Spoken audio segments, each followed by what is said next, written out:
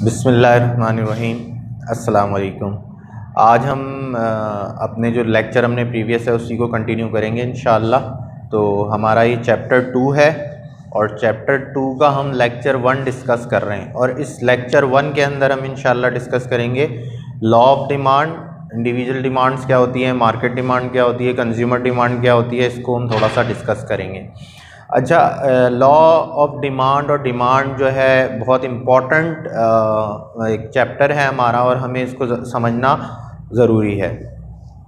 ठीक है बेटा, तो जैसा हमने यहाँ डेफिनेशन लिखी हुई है और डेफिनेशन क्या है कि demand refer to the quantity of a product that purchaser are willingly and able to buy at various prices per period of a time.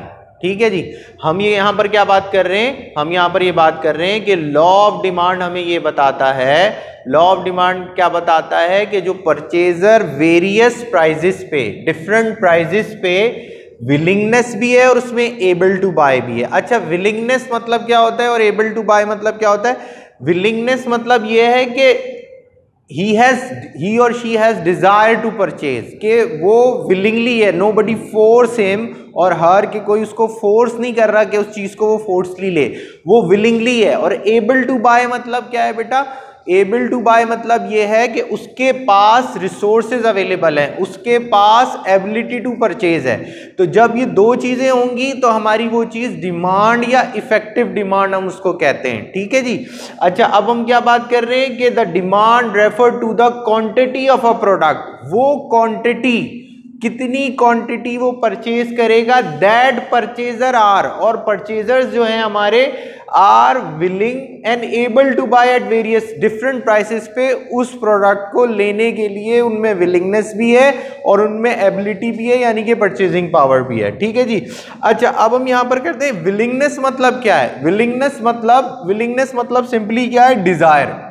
कि आप मार्केट में जाते हैं तो समटाइम क्या होता है कि देखें, दो चीज़ें होती हैं। एक तो यह है कि आप किसी चीज़ को प्लान करके जा रहे हैं, आप प्लान करके जा रहे हैं कि यार मुझे यहाँ से ये पर्टिकुलर मोबाइल लेना है, या मुझे कोई ग्रॉसरी आइटम लेना है, या मुझे गोश्त खरीदना है, तो उसकी तो आपकी विलिंगनेस है। बट आप मार्केट में जाते हैं, आपको बहुत सारी चीज़ें वहाँ अट्रैक्ट करती हैं, लाइक कोई बहुत ही फ्रेश फ्रूट है या फ्रेश सैलिड का सामान है, वो चीज़ें आप प्लान नहीं करते, बट वो इम्पल्स बाइंग कहलाती है कि वहां जाते साथ ही आप डिसाइड कर लेते हैं यार ये भी ले लेते हैं, तो वो भी आपके अंदर विलिंगनेस आएगी। बट विलिंगनेस तो है, अब आपको वहां पर फ्रूट है या डिफरेंट चीजें बहुत अच्छी लग रही हैं, मगर you don't have money, you are not able to purchase that particular thing. आप उस चीज को लेने के लिए आपके पास पैसे नहीं है, आपके पास रिसोर्सेज नहीं है, तो वो चीज हमारी जस्ट डिजायर कहलाएगी। बात समझ रहे हैं? वो चीज हमारी क्या कहलाएगी? डिजायर कहलाएगी, डिमांड नहीं कहलाएगी। क्योंकि आपकी क्या है कि आप प्लान करके घर से आए कि यार आपको आपके पेरेंट्स ने या किसी ने भेजा कि यार गोश्त ला दें, तो एक पर्टिकुलर अमाउंट आपके पास अवेलेबल है कि आप यार इतने का गोश्त लेंगे, इतने की ये चीज लेंगे।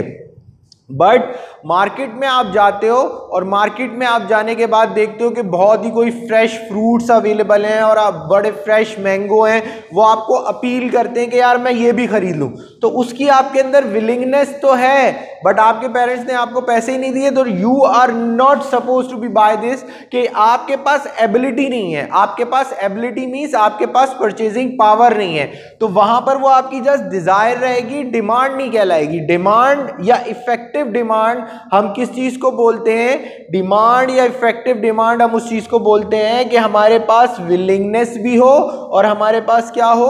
एबिलिटी भी हो। अगर आपके पास किसी चीज की विलिंगनेस भी है और एबिलिटी, दोनों चीजें हैं, तो उस चीज को हम सिंपली डिमांड या इफेक्टिव डिमांड कहते हैं।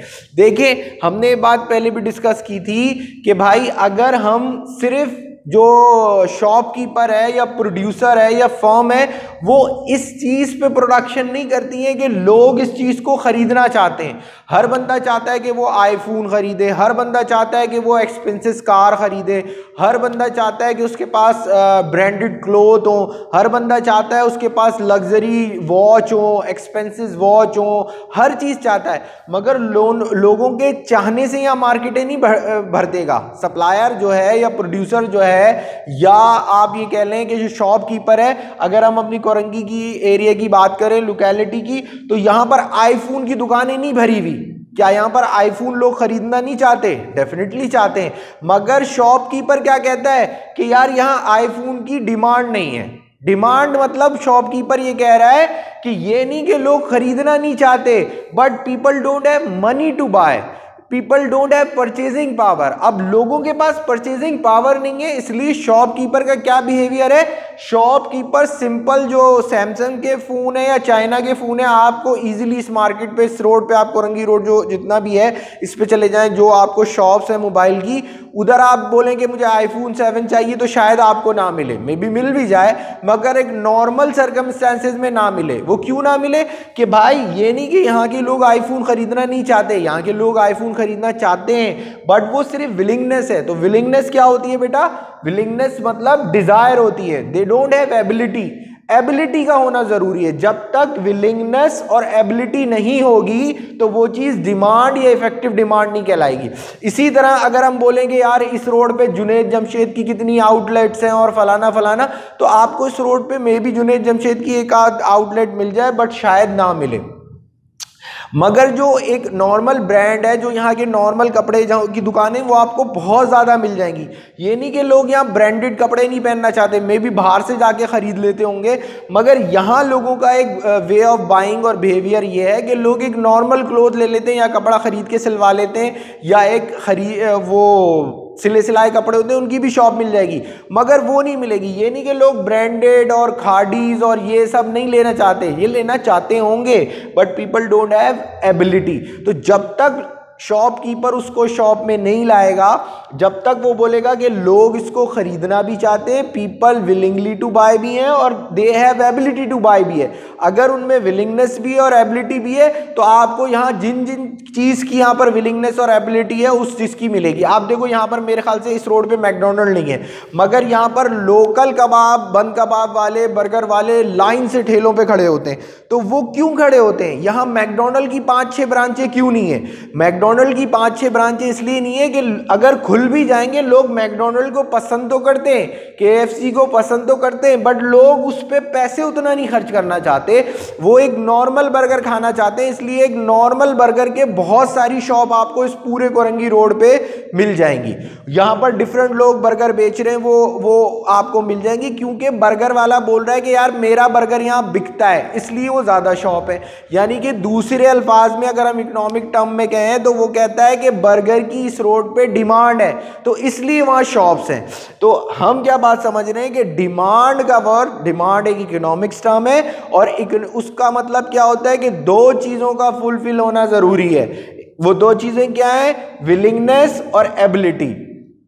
अगर विलिंगनेस भी है और एबिलिटी भी है तो वो चीज़ क्या कहलाती है? आपकी इफेक्टिव डिमांड। बट वो चीज़ परचेज नहीं कहलाती। परचेज के लिए हमारी 3 चीज़ें, एक विलिंगनेस है, एबिलिटी है, और एक एक्ट ऑफ बाइंग। जब एक्चुअल आप परचेज करने जाते हैं तो आपको 3 चीज़ें आपके अंदर होती हैं। आप उस चीज़ को खरीदना भी चाहते हैं, यू हैव विलिंगनेस, आपके पास पैसे भी हैं, आपके पास एबिलिटी टू बाय भी है, और आपके पास एक्ट ऑफ बाइंग भी आप एक्चुअली कर रहे हैं। तो उस चीज़ को हम क्या कहते हैं? परचेजेस कहते हैं। ठीक है। अच्छा, जब हम इफेक्टिव डिमांड की बात करते हैं या हम डिमांड की बात करते हैं तो इसको हम 3 तरह से समझ सकते हैं। एक कहलाती है इंडिविजुअल डिमांड, ठीक है, इसको अभी हम ग्राफ से भी समझ लेंगे इंशाल्लाह। एक कहलाती है मार्केट डिमांड और एक कहलाती है एग्रीगेट डिमांड। अच्छा, इंडिविजुअल डिमांड क्या है? किसी एक इंडिविजुअल कंज्यूमर की जो डिमांड है, किसी एक इंडिविजुअल कंज्यूमर की जो डिमांड है उसको हम इंडिविजुअल डिमांड कहते हैं। लाइक कि यार मेरी डेली वाटर की क्या डिमांड है कि मैं कितना पानी कंज्यूम कर लेता हूँ, या मेरे घर में कितना आटा आता है, या मेरे घर में कितनी इलेक्ट्रिसिटी कंज्यूम होती है। वो सिंपल एक हाउस होल्ड की या एक इंडिविजुअल कंज्यूमर की डिमांड है। तो वो एक पर्टिकुलर पर्सन की जो डिमांड है वो इंडिविजुअल डिमांड है। अगर आप मार्केट के अंदर अब मेरी गली के सारे लोगों को मिला लें, मेरे इलाके के सारे लोगों को मिला लें, उनके यहाँ कितना आटा कंज्यूम होता है, कितनी इलेक्ट्रिसिटी कंज्यूम होती है, कितने फूड आइटम वो लोग इस्तेमाल करते हैं, कितना फ्यूल इस्तेमाल करते हैं, कितना वाटर इस्तेमाल होता है। अगर हम सारे कंज्यूमर्स की डिमांड को मिला लेते हैं तो वो चीज़ क्या कहलाती है, वो चीज़ कहलाती है मार्केट डिमांड। ठीक है, बात समझ में आ रही है। अगर हम जितने इंडिविजुअल कंज्यूमर हैं उनकी डिमांड को हम ऐड कर लेंगे तो वो चीज़ क्या कहलाती है बेटा, वो चीज़ कहलाती है मार्केट डिमांड। ठीक है, फिर मार्केट डिमांड के बाद एक वर्ड आता है हमारे पास एग्रीगेट। एग्रीगेट मतलब सिंपल होता है टोटल। एग्रीगेट मतलब क्या होता है, टोटल। ठीक है, तो ये वर्ड हम मैक्रो इकोनॉमिक्स के अंदर बहुत होगा कि जो टोटल डिमांड ऑफ इकोनॉमी है यानी कि एग्रीगेट डिमांड है। यानी कि हम बात करेंगे कराची के अंदर कितना चीनी कंज्यूम होती है, क्या चीनी की डिमांड है, कराची में डेली बेसिस पे कितना वाटर चाहिए होता है तो वाटर की क्या डिमांड है। इसी तरह फिर डिफरेंट सूबों की, डिफरेंट प्रोविंस की अगर हम डिमांड को इकट्ठा कर लें, नेशनल लेवल पे जाकर बात करें तो भाई एग्रीगेट डिमांड और एग्रीगेट सप्लाई की बात करते हैं। यानी कि पूरी इकोनॉमी में कितनी चीज़ की डिमांड है और पूरी इकोनॉमी में कितने रिसोर्सेज अवेलेबल है तो उसको हम क्या करते हैं, उसको हम एग्रीगेट डिमांड कहते हैं। तो ठीक है, इसको हम सम अप करते हैं इंशाल्लाह। देखें भाई, हमने चैप्टर 2 पढ़ रहे हैं, हम लेक्चर 1 है इसका इंशाल्लाह, और डिमांड हम पढ़ रहे हैं। डिमांड क्या है, demand refer to the quantity of a product that purchaser are willingly and able to buy at various prices, different prices per period of time। ठीक है, क्लियर है। अच्छा, अब हमें इस डिमांड को समझने के लिए 3 चीज़ों को समझना पड़ेगा, डिज़ायर को, इफेक्टिव डिमांड को और परचेज को। डिज़ायर क्या है, सिंपल विलिंगनेस है।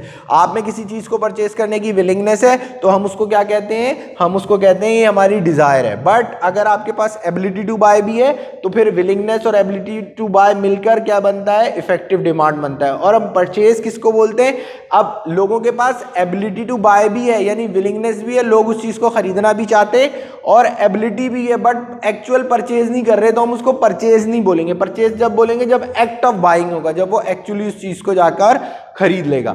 तो परचेज में हमारे पास 3 एलिमेंट आते हैं, विलिंगनेस, एबिलिटी और एक्ट ऑफ बाइंग। ठीक है जी, एक चीज हमारे इकोनॉमिक्स के लॉ के अंदर बहुत ज्यादा फॉलो होगी जिसको हम कहते हैं सर्टस पैरेबस कंडीशन। सर्टस पैरेबस कंडीशन एक लैटिन वर्ड है, इसकी सिंपल सा मीनिंग है other thing remain the same, कि जो भी लॉ हैं इकोनॉमिक्स के वो कब अप्लाई होंगे, जब other thing should remain same. जब अदर थिंग सेम रहेंगी तो इकोनॉमिक्स के लॉ अप्लाई होंगे। ये बात समझ में आ रही है।